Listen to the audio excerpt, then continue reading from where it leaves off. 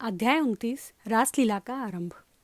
श्री सुखदेव जी कहते हैं, परीक्षित, शरद ऋतु थी। उसके कारण बेला, चमेली आदि सुगंधित पुष्प खिलकर महक रहे थे। भगवान ने चीरहरण के समय गोपियों को जिन रात्रियों का संकेत किया था, वे सबकी सब पुंजीभूत होकर एक ही रात्रि के रूप में उल्लसित हो रही थी। भगवान ने उन्हें देखा, देखकर दिव्य बनाया। गोपियां तो चाहती ही थीं। अब भगवान ने भी अपनी अचिंत्य महाशक्ति योग माया के सहारे उन्हें निमित्त बनाकर रसमयी रास क्रीड़ा करने का संकल्प किया। अमना होने पर भी उन्होंने अपने प्रेमियों की इच्छा पूर्ण करने के लिए मन स्वीकार किया। भगवान के संकल्प करते ही चंद्रदेव ने प्राची दिशा के मुखमंडल पर अपने शीतल किरण रूपी कर कमलों से लालिमा की रोली केसर मल दी, जैसे बहुत दिनों के बाद अपनी प्राणप्रिया पत्नी के पास आकर उसके प्रियतम पति ने उसे आनंदित करने के लिए ऐसा किया हो। इस प्रकार चंद्रदेव ने उदय होकर न केवल पूर्व दिशा का, प्रत्युत संसार के समस्त चर अचर प्राणियों का संताप, जो दिन में शरतकालीन प्रखर सूर्य रश्मियों के कारण बढ़ गया था, दूर कर दिया। उस दिन चंद्रदेव का मंडल अखंड था। पूर्णिमा की रात्रि थी। वे नूतन केशर के समान लाल लाल हो रहे थे। कुछ संकोच मिश्रित अभिलाषा से युक्त जान पड़ते थे। उनका मुखमंडल लक्ष्मी जी के समान मालूम हो रहा था। उनकी कोमल किरणों से सारा वन अनुराग के रंग में रंग गया था। वन के कोने कोने में उन्होंने अपनी चांदनी के द्वारा अमृत का समुद्र उड़ेल दिया था।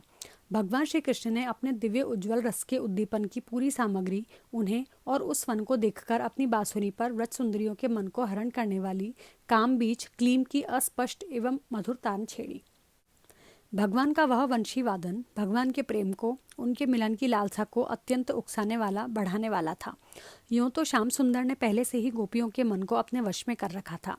अब तो उनके मन की सारी वस्तुएं भय, संकोच, धैर्य, मर्यादा आदि की वृत्तियां भी छीन ली। वंशी ध्वनि सुनते ही उनकी विचित्र गति हो गई। जिन्होंने एक साथ साधना की थी श्री कृष्ण को पति रूप में प्राप्त करने के लिए, वे गोपियां भी एक दूसरे को सूचना न देकर, यहाँ तक कि एक दूसरे से अपनी चेष्टा को छिपाकर जहाँ वे थे वहाँ के लिए चल पड़ी। परीक्षित, वे इतने वेग से चली थीं कि उनके कानों के कुंडल झोंके खा रहे थे। वंशी ध्वनि सुनकर जो गोपियां दूध धो रही थीं, वे अत्यंत उत्सुकतावश दूध जो भोजन परस रही थी वे परसना छोड़कर, जो छोटे छोटे बच्चों को दूध पिला रही थी वे दूध पिलाना छोड़कर, जो पतियों की सेवा शुश्रूषा कर रही थी वे सेवा शुश्रूषा छोड़कर, और जो स्वयं भोजन कर रही थी वे भोजन करना छोड़कर अपने कृष्ण प्यारे के पास चल पड़ी। कोई कोई गोपी अपने शरीर में अंगराग, चंदन और उपटन लगा रही थी और कुछ आंखों में अंजन लगा रही थी। वे उन्हें छोड़कर तथा उल्टे पुल्टे वस्त्र धारण कर श्री कृष्ण के पास पहुंचने के लिए चल पड़ी। पिता और पतियों ने, भाई और जाति बंधुओं ने उन्हें रोका, उनके मंगलमयी प्रेम यात्रा में विघ्न डाला, परंतु वे इतनी मोहित हो गई थी कि रोकने पर भी न रुकी और न रुक सकी। रुकती कैसे? विश्व विमोहन श्री कृष्ण ने उनके प्राण, मन और आत्मा सब कुछ का अपहरण जो कर लिया था। परीक्षित, उस समय कुछ गोपियां घरों के भीतर थीं। उन्हें बाहर निकलने का मार्ग ही न मिला। तब उन्होंने अपने नेत्र मूंद लिए और बड़ी तन्मयता से श्री कृष्ण के सौंदर्य, माधुर्य और लीलाओं का ध्यान करने लगी। परीक्षित, अपने परम प्रियतम श्री कृष्ण के असह्य विरह की तीव्र वेदना से उनके हृदय में इतनी व्यथा, इतनी जलन हुई कि उनमें जो कुछ अशुभ संस्कारों का लेश मात्र अवशेष था वह भस्म हो गया। इसके बाद तुरंत ही ध्यान लग गया। ध्यान में उनके सामने भगवान श्री कृष्ण प्रकट हुए। उन्होंने मन ही मन बड़े प्रेम से, बड़े आवेग से उनका आलिंगन किया। उस समय इन्हें इतना सुख, इतनी शांति मिली कि उनके सबके सब पुण्य के संस्कार एक साथ ही क्षीण हो गए। परीक्षित, यद्यपि उनका उस समय श्री कृष्ण के प्रति जार भाव भी था, तथापि कहीं सत्य वस्तु भी भाव की अपेक्षा रखती हैं। उन्होंने जिनका आलिंगन किया, चाहे किसी भी भाव से किया हो, वे स्वयं परमात्मा ही तो थे। इसलिए उन्होंने पाप और पुण्य रूप कर्म के परिणाम से बने हुए गुणमय शरीर का परित्याग कर दिया। भगवान की लीला में सम्मिलित होने के योग्य दिव्य अप्राकृत शरीर प्राप्त कर लिया। इस शरीर से भोगे जाने वाले कर्म बंधन तो ध्यान के समय ही छिन्न भिन्न हो चुके थे। राजा परीक्षित ने पूछा, भगवान, गोपियां तो भगवान श्री कृष्ण को केवल अपना परम प्रियतम ही मानती थीं। उनका उनमें ब्रह्म भाव नहीं था। इस प्रकार उनकी दृष्टि प्राकृत गुणों में ही आसक्त दिखती है।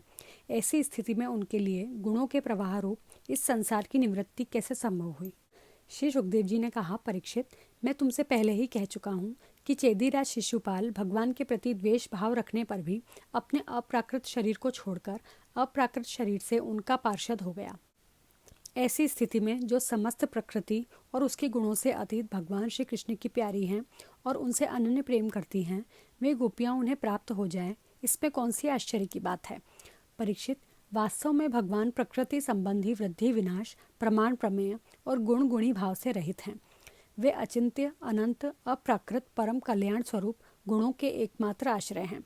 उन्होंने यह जो अपने को तथा अपनी लीला को प्रकट किया है, उसका प्रयोजन केवल इतना ही है कि जीव उसके सहारे अपना परम कल्याण संपादन करे।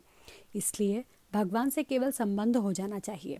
वह संबंध चाहे जैसा भी हो, काम का हो, क्रोध का हो या भय का हो, स्नेह, नातेदारी या सौहार्द का हो, चाहे जिस भाव से भगवान में नित्य निरंतर अपनी वृत्तियां जोड़ दी जाएं, वे भगवान से ही जुड़ती हैं। इसलिए वृत्तियां भगवानमय हो जाती हैं और उस जीव को भगवान की ही प्राप्ति होती है। तुम्हारे जैसे परम भागवत भगवान का रहस्य जानने वाले भक्त को श्री कृष्ण के संबंध में ऐसा संदेह नहीं करना चाहिए। योगेश्वरों के भी ईश्वर अजन्मा भगवान के लिए भी यह कोई आश्चर्य की बात है? अरे, उनके संकल्प मात्र से ही, भौहों के इशारे से ही सारे जगत का परम कल्याण हो सकता है।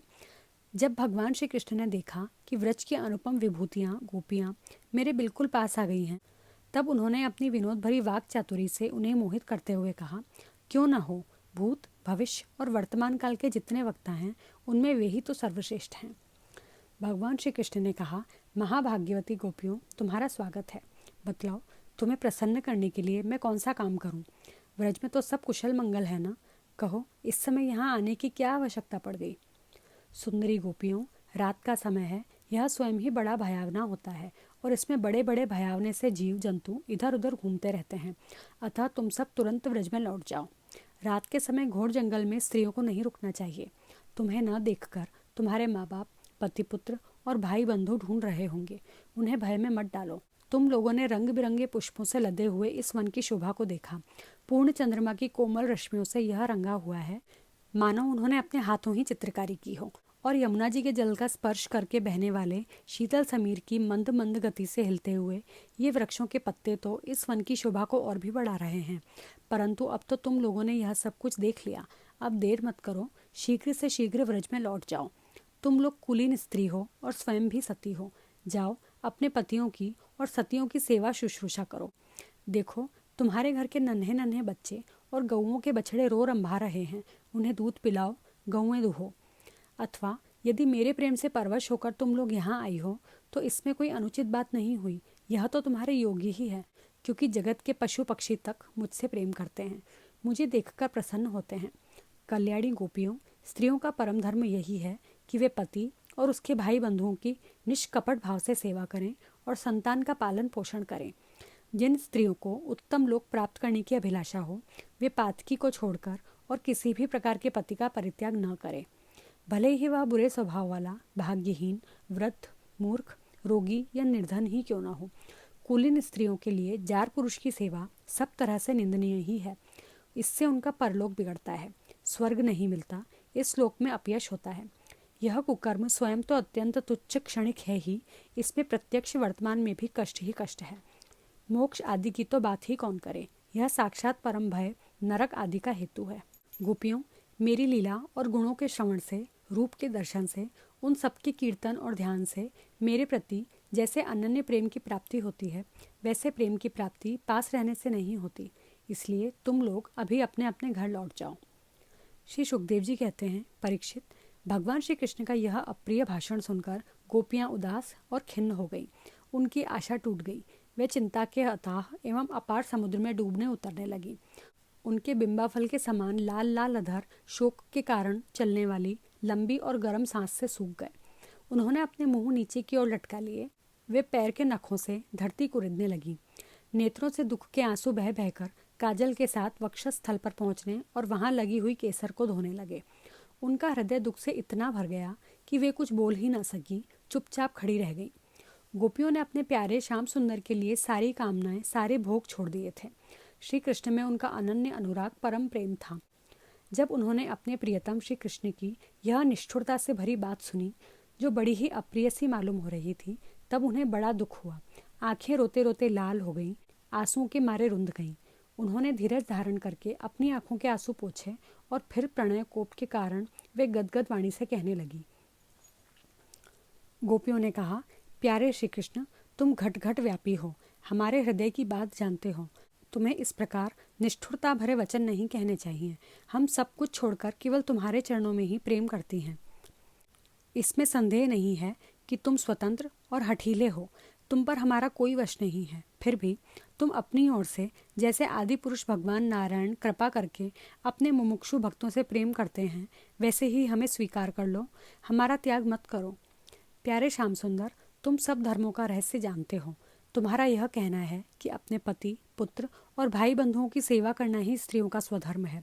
अक्षरशः ठीक है, परंतु इस उपदेश के अनुसार हमें तुम्हारी ही सेवा करनी चाहिए, क्योंकि तुम ही सब उपदेशों के पद हो, साक्षात भगवान हो, तुम ही समस्त शरीरधारियों के सुहृद हो, आत्मा हो और परम प्रियतम हो।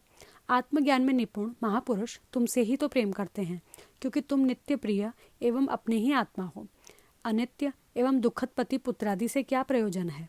परमेश्वर, इसलिए हम पर प्रसन्न हो जाओ, कृपा करो।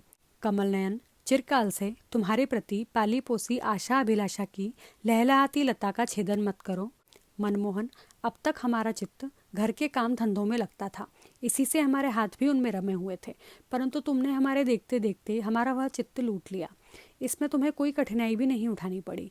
तुम तो सुख स्वरूप हो ना, परंतु अब तो हमारी गतिमति निराली ही हो गई है। हमारे ये पैर तुम्हारे चरण कमलों को छोड़कर एक पग भी हटने के लिए तैयार नहीं हट रहे हैं। फिर हम व्रज में कैसे जाएं? और यदि वहाँ जाएं भी तो करें क्या? प्राणवल्लभ, हमारे प्यारे सखा, तुम्हारी मंद मंद मधुर मुस्कान, प्रेम भरी चितवन और मनोहर संगीत ने हमारे हृदय में तुम्हारे प्रेम और मिलन की आग धधका दी है। उसे तुम अपने अधरों की रसधारा से बुझा दो। नहीं तो प्रियतम, हम सच कहती हैं, तुम्हारी विरह व्यथा की आग से हम अपने अपने शरीर जला देंगी और ध्यान के द्वारा तुम्हारे चरण कमलों को प्राप्त कर लेंगी। प्यारे कमल नयन, तुम वनवासियों के प्यारे हो और वे भी तुमसे बहुत प्रेम करते हैं। इससे प्रायः तुम उन्हीं के पास रहते हो। यहाँ तक कि तुम्हारे जिन चरण कमलों की सेवा का अवसर स्वयं लक्ष्मी जी को कभी कभी ही मिलता है, उन्हीं चरणों का स्पर्श हमें प्राप्त हुआ। जिस दिन यह सौभाग्य हमें मिला और तुमने हमें स्वीकार करके आनंदित किया, उसी दिन से हम और किसी के सामने एक क्षण के लिए भी ठहरने में असमर्थ हो गई हैं। पति पुत्रादि की सेवा तो दूर रही, हमारे स्वामी, जिन लक्ष्मी जी का कृपा कटाक्ष प्राप्त करने के लिए बड़े बड़े देवता तपस्या करते रहते हैं, वही लक्ष्मी जी तुम्हारे वक्षस्थल में बिना किसी की प्रतिद्वंद्विता के स्थान प्राप्त कर लेने पर भी अपनी सौत तुलसी के साथ तुम्हारे चरणों की रच पाने की अभिलाषा किया करती हैं। अब तक के सभी भक्तों ने उस चरण रच का सेवन किया है। उन्हीं के समान हम भी तुम्हारी उसी चरण रच की शरण में आई हैं। भगवान, अब तक जिसने भी तुम्हारे चरणों की शरण ली, उसके सारे कष्ट तुमने मिटा दिए। अब तुम हम पर भी कृपा करो, हमें भी अपना प्रसाद का भाजन बनाओ। हम तुम्हारी सेवा करने की आशा अभिलाषा से घर, गांव, कुटुंब सब कुछ छोड़कर तुम्हारे युगल चरणों के शरण में आई हैं। प्रियतम, वहाँ तो तुम्हारी आराधना के लिए अवकाश ही नहीं है। पुरुष भूषण पुरुषोत्तम, तुम्हारी मधुर मुस्कान और चारु चितवन ने हमारे हृदय में प्रेम की, मिलन की आकांक्षा की आग धधका दी है। हमारा रोम रोम उससे जल रहा है। तुम हमें अपनी दासी के रूप में स्वीकार कर लो, हमें अपनी सेवा का अवसर दो। प्रियतम, तुम्हारा सुंदर मुख कमल जिस पर घुंघराली अलकें छलक रही हैं, तुम्हारे ये कामनिया कपोल जिन पर सुंदर सुंदर कुंडल अपना अनंत सौंदर्य बिखेर रहे हैं, तुम्हारे ये मधुर अधर जिनकी सुधा सुधा को भी ले जाने वाली है, तुम्हारी यह नयन मनोहरी चितवन जो मंद मंद मुस्कान से उल्लसित हो रही है, तुम्हारी ये दोनों भुजाएं जो शरणागतों को अभयदान देने में अत्यंत उदार हैं, और तुम्हारा यह वक्षस्थल जो लक्ष्मी जी का सौंदर्य की एकमात्र देवी का नित्य क्रीड़ा स्थल है, देखकर हम तुम्हारी दासी हो गई हैं। प्यारे श्याम सुंदर, तीनों लोकों में भी और ऐसी कौन सी स्त्री है जो मधुर मधुर पद और आरोह अवरोह क्रम से विविध प्रकार की मूर्छनाओं से युक्त तुम्हारी वंशी की तान सुनकर तथा इस त्रिलोक सुंदर मोहिनी मूर्ति को जो अपने एक बूंद सौंदर्य से त्रिलोकी को सौंदर्य का दान करती हैं, एवं जिसे देखकर गऊ, पक्षी, वृक्ष और हिरण भी रोमांचित पुलकित हो जाते हैं, अपने नेत्रों से निहार कर आर्य मर्यादा से विचलित न हो जाएं, कुल कान और लोक लज्जा को त्याग कर तुम में अनुरक्त न हो जाएं। हमसे यह बात छिपी नहीं है कि जैसे भगवान नारायण देवताओं की रक्षा करते हैं, वैसे ही तुम ब्रजमंडल का भय और दुख मिटाने के लिए ही प्रकट हुए हो, और यह सब भी स्पष्ट ही है कि दीन दुखियों पर तुम्हारा बड़ा प्रेम, बड़ी कृपा है। प्रियतम, हम भी बड़ी दुखिनी हैं। तुम्हारे मिलन की आकांक्षा की आग से हमारा वक्षस्थल जल रहा है। तुम अपनी इन दासियों के वक्षस्थल और सिर पर अपने कोमल करकमल रखकर इन्हें अपना लो, हमें जीवन दान दो। श्री सुखदेव जी कहते हैं, परीक्षित, भगवान श्री कृष्ण सनकादि योगियों और शिवादि योगेश्वरों के भी ईश्वर हैं।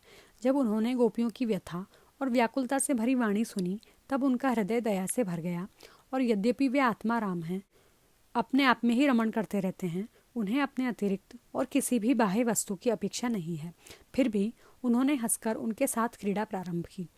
भगवान श्री कृष्ण ने अपनी भावभंगी और चेष्टाएं गोपियों के अनुकूल कर दी, फिर भी वे अपने स्वरूप में ज्यों के त्यों एक रस स्थित थे, अच्युत थे। जब वे खुलकर हंसते, तब उनके उज्ज्वल उज्ज्वल दांत कुंदकली के समान जान पड़ते थे। उनकी प्रेम भरी चितवन से और उनके दर्शन के आनंद से गोपियों का मुख कमल प्रफुल्लित हो गया। वे उन्हें चारों ओर से घेर कर खड़ी हो गईं। उस समय श्री कृष्ण की ऐसी शोभा हुई मानो अपनी पत्नी तारिकाओं से घिरे हुए चंद्रमा ही हों। गोपियों के शत शत यूथों के स्वामी भगवान श्री कृष्ण वैजयंती माला पहने वृंदावन को शोभायमान करते हुए विचरण करने लगे। कभी गोपियां अपने प्रियतम श्री कृष्ण के गुण और लीलाओं का गान करती, तो कभी श्री कृष्ण गोपियों के प्रेम और सौंदर्य के गीत गाने लगते। इसके बाद भगवान श्री कृष्ण ने गोपियों के साथ यमुना जी के पावन पुलिन पर, जो कपूर के समान चमकीली बालू से जगमगा रहा था, पदार्पण किया। वह यमुना जी की तरल तरंगों के स्पर्श से शीतल और कुमुदिनी की सहज सुगंध से सुवासित वायु के द्वारा सेवित हो रहा था। उस आनंदप्रद पुलिन पर भगवान ने गोपियों के साथ क्रीड़ा की। हाथ फैलाना, आलिंगन करना, गोपियों के हाथ दबाना, उनकी चोटी, जांघ, नीवी और स्तन आदि का स्पर्श करना, विरोध करना, नखक्षत करना, विरोधपूर्ण चितवन से देखना और मुस्काना, इन क्रियाओं के द्वारा गोपियों के दिव्य काम रस को, परम उज्ज्वल प्रेम भाव को उत्तेजित करते हुए भगवान श्री कृष्ण उन्हें क्रीड़ा द्वारा आनंदित करने लगे। उदार शिरोमणि सर्वव्यापक भगवान श्री कृष्ण ने जब इस प्रकार गोपियों का सम्मान किया, तब गोपियों के मन में ऐसा भाव आया कि संसार की समस्त स्त्रियों में हम ही सर्वश्रेष्ठ हैं, हमारे समान और कोई नहीं है। वे कुछ मानवती हो गई। जब भगवान ने देखा कि इन्हें तो अपने सुहाग का कुछ गर्व हो आया है और अब मान भी करने लगी हैं, तब वे उनका गर्व शांत करने के लिए तथा उनका मान दूर कर प्रसन्न करने के लिए वहीं उनके बीच में ही अंतर्ध्यान हो गए।